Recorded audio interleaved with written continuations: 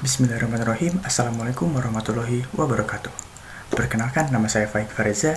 Saya berasal dari kelas TFPA 303 dengan NIM 11041944080. Pada kesempatan kali ini, saya ingin mempresentasikan mengenai tugas besar mata kuliah elektronika digital. Kalau begitu, tanpa basa-basi, kita lanjut ke rangkaiannya. Nah, di sini terlihat ada 3 buah counter yang disambungkan satu sama lain. Sebelum saya mulai, saya akan menjelaskan terlebih dahulu apa itu rangkaian counter.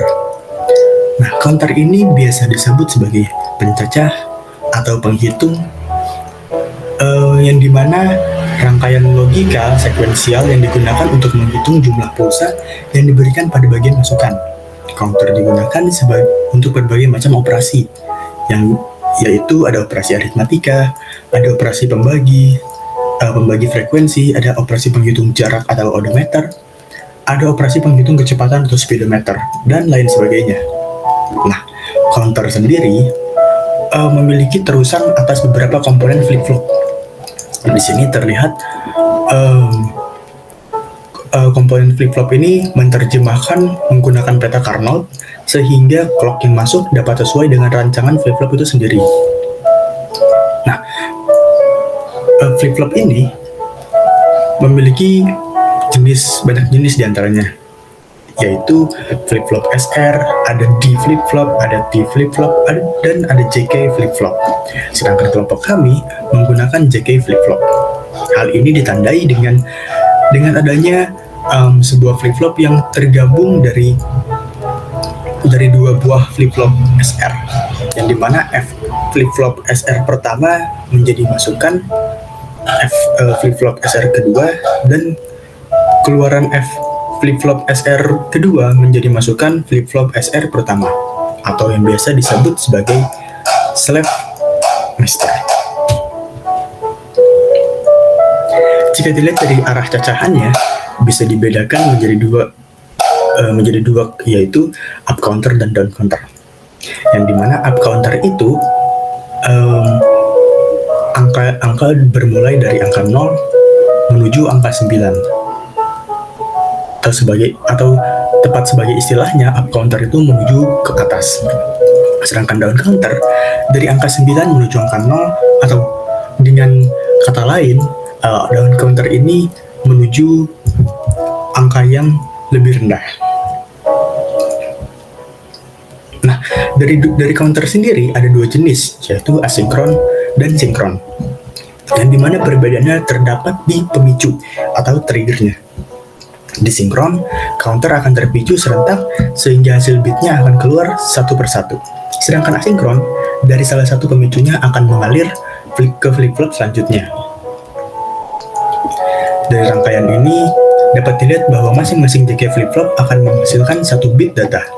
Nah, terlihat dari sini masing-masing flip-flop ini akan menghasilkan 1 bit data di sini.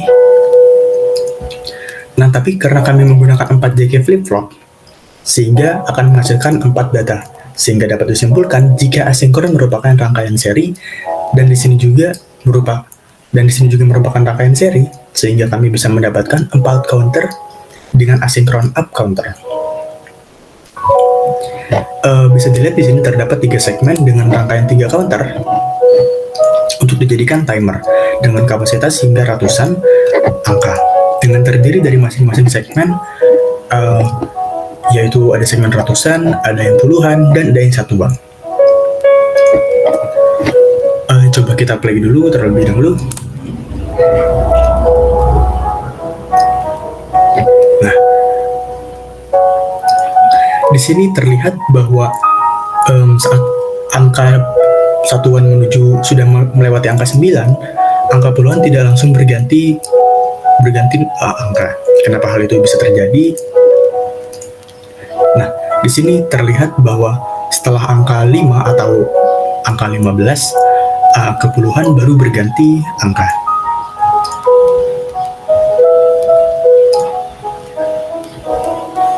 Nah, hal ini dikarenakan di rangkaian JK flip-flop dengan 4 bit ini menghasilkan angka 15 sebelum angka puluhan berubah. Maka dari itu, mengapa angka 1 saat setelah angka 9 tidak langsung berubah.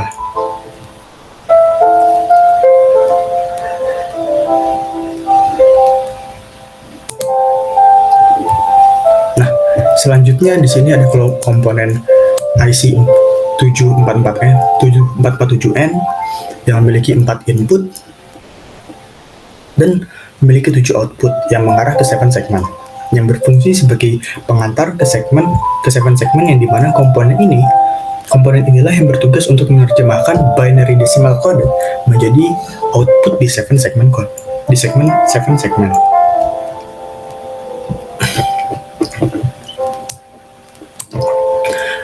Kalau begitu selanjutnya kita akan meneliti gelombang dari rangkaian ini menggunakan osiloskop tentunya. Kita sambungkan dulu terlebih dahulu.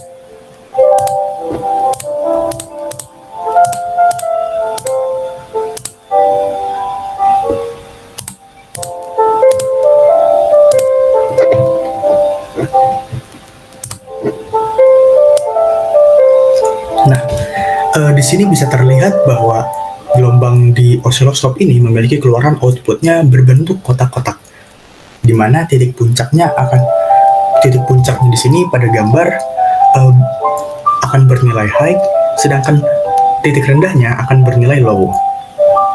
Nah, hal ini sesuai dengan input clocknya jika high sama dengan 1 dan low sama dengan 0. Coba jika kita turunkan frekuensinya menjadi 100 kHz dan kita lihat lagi perubahan dari gelombang tersebut seperti apa.